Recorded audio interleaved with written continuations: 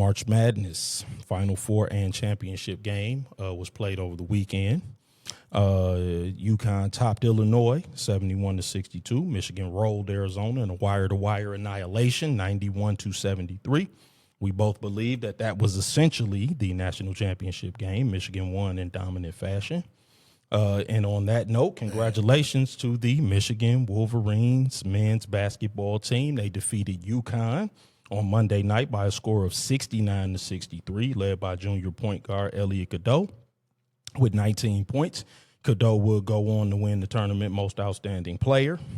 The title is Michigan's first since 1989, second in program history. Yaxel Lindeborg also fought through a left knee and ankle sprain to score 13 points.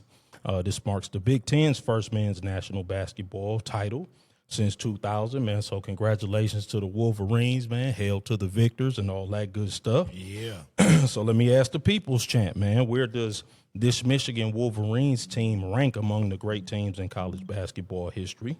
And how do you rate the overall entertainment value of the tournament in general?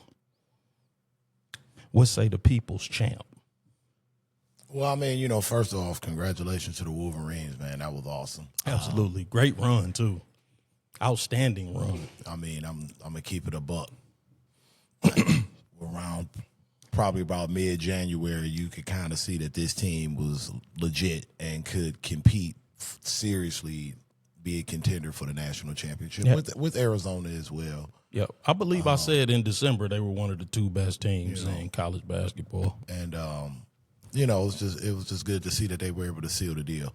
Wow, in terms of where they rank all time in terms of college teams, like for me, it may be a little early to kind of say that because it is hard to say. Maybe a little too early removed from the win to reflect on it. But in terms of where they rank among Michigan teams,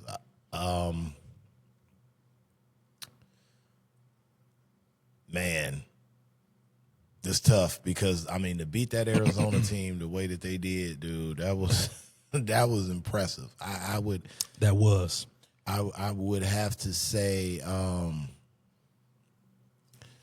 man, you know, I look back at. I help you. That was the best team Michigan has ever put out on the floor. Yeah, I said I actually think it's one of the best college basketball teams ever assembled. I actually, that's in my notes. I mean, one of the things I was going to ask y'all, I wasn't going to ask y'all all the time because that's such a big compass. It is. Put a net over, but I was going to ask y'all about the last, since 2000, where do they rank? I think they one of the best basketball teams, college basketball teams ever assembled. Yeah. I definitely do. I think that it's going to take. I agree with the people's champ when he says it's going to take time for that to shake out. Because I think it's hard to quantify immediately in the immediate aftermath. You know, you're going to have to see how the players progress, how they develop. They have a freshman on the team. Right, you have to see where he goes and how he develops. And I think the key word there is assembled. Right. With this team. Yes, absolutely. Whereas it's different with the 89 team. It is. You know, I mean, it was Frieder's guys. Yeah. You know, that Fisher was able to cross the finish line with. But, you know, they were Michigan guys all the way throughout the process. And, you know, if you were around alive at that time, you know, that kind of holds a little more value. At least it does to me. Like I remember that overtime game against Seton Hall. I watched it with my sister. You know, it was I think that game was over with. It was like past 11:30. Like I shouldn't have been up, but I mean, you know, when you got older siblings, that kind of thing kind of rolls in your favor. Yeah. But yeah, I mean, when you say assembled, right? You know, I mean, like that's definitely how you do it. Yeah, no, that was a great team. When you're talking this new era of collegiate sports and the tools that are available to, especially available to the higher end brands. Of course, when you're talking universities. Yeah, no doubt. Large endowments, you know, plenty of money. You know, the programs have a lot of resources. And you know, it's an example where you take a guy like a Dusty May that was laying in the cut down at FAU. Like, dude, if I get a shot at one of these, and I can get the cupboard that I want, stocked and loaded the way I need it, and whatever I put on the grocery list, I get a blank. You know, I get the black card to get. Yeah, no doubt. I'm gonna set this mofo off, and he shows you 2 years in. It's like I said in the chat on Monday night. Dusty May to me is the basketball Signetti. version of this Signetti. Yeah, Signetti. Yep. No, I thought that was a great comp, and that's what I said in the chat. I'm like, that's a great comp, nephew. He did in 2 years what, you know, everyone's been waiting like a decade for what we thought Shaka Smart was going to do. That's right. You know, That's right. So I got 2 questions in the chat. Go ahead. Alex Alberto in the chat first off asks about Mara, if y'all think he a top 8-9 NBA draft pick, and then his second question is, are any of the 2026 Michigan players better than Glenn Rice? That's a great question, and like I said, in the immediate aftermath, it's very, very difficult to make that determination. I mean, like, my knee-jerk reaction is to say probably not. to the second part. To the Glenn Rice question. Yeah, I'm like, man, whoa. Probably nah, not. Whoa, nah. I mean, Man, listen, Trey Glenn McKinney Rice was a cold piece of Yes, work, he was. dog. But Trey McKinney, you know, I think that he's got potential to be really good. Like the you know, there's so much untapped potential with him that you just don't know how that's gonna shake out. Oh yeah, for sure. It's like Monday is like a lot of the things that I think that we had said once over the past season, whether we said it off here or on here, has came to fruition. Because I remember saying early in the season, I'm like, if once Trey get acclimated to the team, it's gonna get spooky. Yeah. And sure enough, when at the end of the year, when they needed him to bring something to the team the most, he was able to do that. Yeah, especially when LJ went down too. Yep. Yeah, and I'm like, yeah, Trey McKinney is he different, you know, like he got a different kind of explosiveness, different kind of athleticism.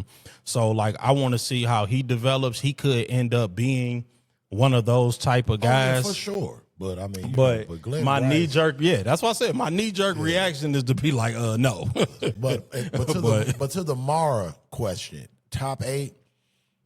I don't know. Now in this draft, my knee jerk reaction to that is also to say no. It's a lot of talent in this draft. Well, yeah, it is. Could he be a lottery pick? Maybe. That was going to be the next thing I said.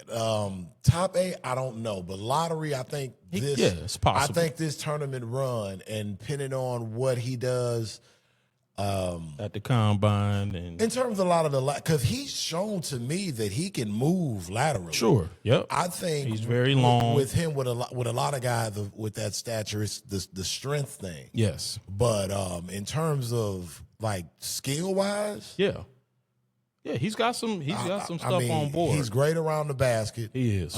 He can finish with either hand. Has great hands. Right. He's a good passer. He's a great. There's a lot to like. Yeah. There's a lot that needs work, and then a lot of times what you worry about, you know, of course, with the NBA, that you come in, you get fast tracked, or as we've been talking about, you don't get taught. Yeah. You know? And that's the thing. So like with his size, like that, you know, like the NBA with really big guys like him that have stayed around, you know, because like you think of Zach Edey, but Zach Edey was like National Player of the Year, and you know, he had a lot of fanfare. Traditional bigs like that, you know, again, I think too. Yes, but I also think that the NBA is warming back up to bigger guys like that. I agree. You know, and I think he's a really good defender. You know, I think his defense is more of an asset early than his offense. So, you know, I think somebody might see that and say, you know, we like what he brings defensively and as a rim protector. Yeah, and I agree with you. He can move. He's not a stiff. So, you know, could he be a lottery pick? Yes. Top 8 or 9 this year, I just think it's just too many guys that are good this year. This is a really deep draft full of really good players. So do I see him creeping into the top 8 or 9? You know, like, again, my initial reaction would just be no. But I think he has put himself solidly into the lottery. Yeah, definitely. I think he could definitely be a lottery. But again, a workout and a scout, and some reports. Somebody might fall in love with him, man. Listen. It could change everything. 'Cause they could have a piece, on that team that they think maybe unlocks him, or Correct. or enhances him. Yeah, definitely. Yeah, like like a pick and roll lob type threat. Like a Clint Capella, James Harden kind of combination. Somebody might foresee something like that. So yeah, you never know what a scout is looking for. What else? You got anything else, Neff? I just one question for Lance.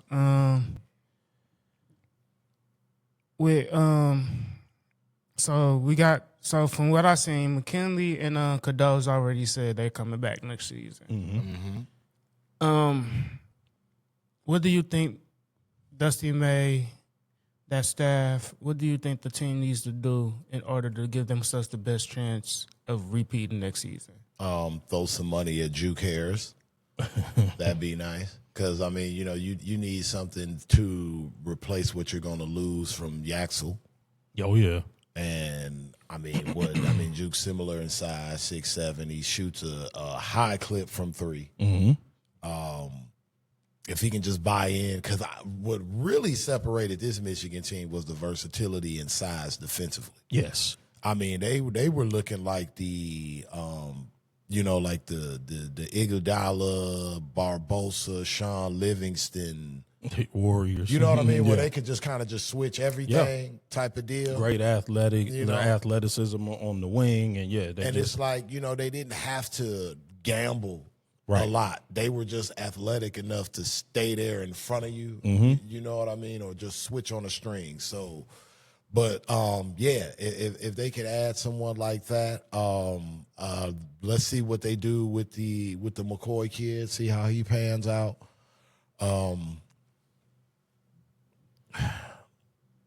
We're going to have to recruit some bigs. Yeah. But I don't think that'll be a problem. No. Not after this. I don't think that'll be a problem. But we're looking, we're looking at terms of what'll be left. We'll be lock, stock in terms of the guards. We have to wonder what Mo Johnson's going to do. You'll have LJ Kason coming back healthy. Again, another combo guard. Yep. So, the talent will be there. Yeah, I think so. It's just a matter, again, of the buy-in and then the chemistry. Yeah. And then, the luck that comes with yeah, because I definitely think that the men's NCAA basketball national, that's the hardest championship to win by far. Because it doesn't matter how good your team. 5 minutes of bad basketball could cost you everything. Yeah. And I thought Michigan not only was, again, one of the best 2 teams all year, but they played the best ball all year. And they had the most ways that they could beat you. They had multiple ways they was 0 for 8 from 3 in the first half, and it didn't matter. They just still was in control of the game. To your point, it seems like with college basketball, March Madness, more than except from, I would say, maybe ladder playoff football. Yeah. Where when momentum swings, yes, y'all, it swings. Yes. Like almost to the point where you're done. Yeah, I know. Like if you let it go, like if you can't reel that thing back in when the run's coming, it's a wrap. Yeah. They did a great job of not getting overwhelmed. Yeah, and it's like you feel it through the the TV almost. Like you look at the what was that? The UConn Duke. Yeah, back to that was like all momentum. Yep, and you just kind of kept seeing it coming. It's almost like you're looking up at a mountain and the snowballs just coming in. Your feet. And you know what? And the difference was, to me, is that Michigan had upperclassmen and Duke had kids. Yeah. And Duke succumbed because they didn't have the upperclassmen And Michigan had maturity. No matter how highly touted. Yep. They had maturity, and it was like, nah, we know what to do. Yep. We gonna hold them off. So no, but the second question, the overall entertainment value of this tournament. Oh man. What do you say? March Madness always delivers. You think? But this year, you know what? I think we all kind of seen it coming. We were all anticipating, throughout the college basketball season, man, this tournament is going to be crazy. Like this tournament, I would say the only letdown is that we didn't get to see Caleb Wilson. Now, here's what I will say. The player, to me, that was like the most glaring letdown to me. I'd have loved to see a kid of his caliber and intensity, get to play on the March Madness. Now, here's what I'll say to the People's Champ. Okay. If my team had mopped up, 5 straight opponents by 18 or more, I'll probably be like, this is the greatest, most entertaining tournament. I didn't say greatest, most entertaining. No, but I'm going to throw cold water on the entertainment value aspect because Michigan was great. So, but with respect to the entertainment value, it's probably one of the least entertaining tournaments in a while. And really? Yes, because the best teams were very dominant. Okay, well, that's fair. So Arizona, up until they played Michigan, they basically beat the brakes off everybody. So just the final 4 teams, other than UConn, Illinois 4 straight double-digit wins, Michigan 5 straight double-digit wins, including 4 by 18 or more. Arizona, stop me if you heard this one before, 4 straight double-digit wins, 3 by 20 or more, all by at least 15. So, yeah, I mean, that to me, like the best teams was just so much better than everybody else. But I mean, with Arizona and Michigan specifically, they were doing that all year. Yeah, I mean, right. Yeah, they were far and away the best teams. Well, that was and that's my thing. I'm like, I think the best teams were just so much better this year in particular. It was like, but I mean, you had a 1 seed get popped in the first weekend. Well, that's true. You know what I'm saying? That's true. Like Florida went home. That was a Cinderella. Yeah, that was because Iowa made a nice little deep run. Like Duke didn't make it out. They almost got popped by Siena. They didn't. I mean, I thought, like I said, I think the UConn played good games. They basically played good games all the way through. So that was entertaining. That was like a little entertaining leg. But the good teams. The good team smacked up everybody. Well, like you know what I'm saying? They basically beat the brakes off everybody. I think it would have been better if we would have got the Final Four matchup as the national championship. Well, we thought. Right. So we thought. Yes. But, yes. But with that exactly. Yeah. No. I mean, no. Actually, UConn actually put up a nice little. Yeah. They actually made it scrappy. So they actually made it more of a rock fight than I thought they would. Because I think the spread was 7.5, 6.5. And I'm like, man, that's a lot of points. You know what I'm saying? Because I think Kev put in the shout out to Kev, man. He put in he was like Kevlar. He was like, you think they cut? I said, man, that's too many points for me. I'm like, in the championship game, I ain't comfortable with 7-6. He was like, well, it moved down to 6.5, even still. And Michigan won 69-63. I'm like, see, that's too many points. I'm like, in the championship game, that other team is not going down easily. I don't care if you get up by 20, they gonna be fighting. They gonna fight to the death. They not gonna switch their rotations. There's no white flag being raised. They're going to keep shooting and scrapping and fouling and fighting you down to the last second. They did. Yes, they did. So I'm like, nah, that's too many points for me. I don't care how, I know Michigan been slapping teams up, but I'm like, no, that scares me a little bit. But no, and shout out to UConn too, just to give them their credit because they did. They made it a rock fight. Always formidable. Yeah, they are. But I, just selfishly, I'm like, man, I hope the NIL is just not, separating the haves from the have-nots in that way, what I'm saying? Where they just, the teams that are really good are just so much better than everybody else that they just gonna be, just steamrolling through the rest of the country. So, that did jump out at me. I'm like, man, the team, because I picked for my Final Four, I picked Arizona, Michigan, Illinois. And they all won by, they basically all won by double digits all the way up to the Final Four. And then I did pick Duke. And, if they didn't screw the pooch, What happened to Illinois, man? They just kind of. I mean, listen, they never underestimate, and UConn. I'm not, but that game was there for Illinois. It was. It was like one or two. You know what? It was a lot of 5-point swings. Like it was like blown layup, made three, missed three, one way, layup the other way. Well, you know, and we're going to get into this when we talk about the Pistons, and this is the next topic. UConn is a jump shooting team. Mm-hmm. And jump shooting teams in one game elimination, if the jump shots are falling, oh man, you're toast.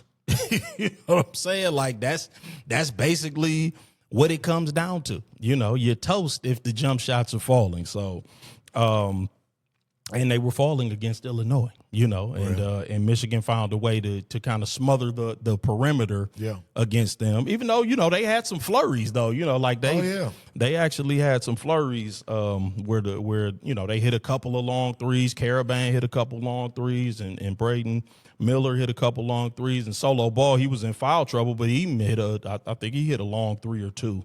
So, but no, man, again, congratulations to the Wolverines, man. They a really dominant showing and brought home that national championship. And again, the hardest championship to win in all the sports, in my opinion, is the NCAA men's national championship, one game elimination.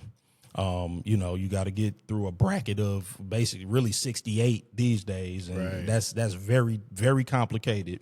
So shout out to them, and you know, the sad part is that the men's college basketball season is over, but we still got NBA.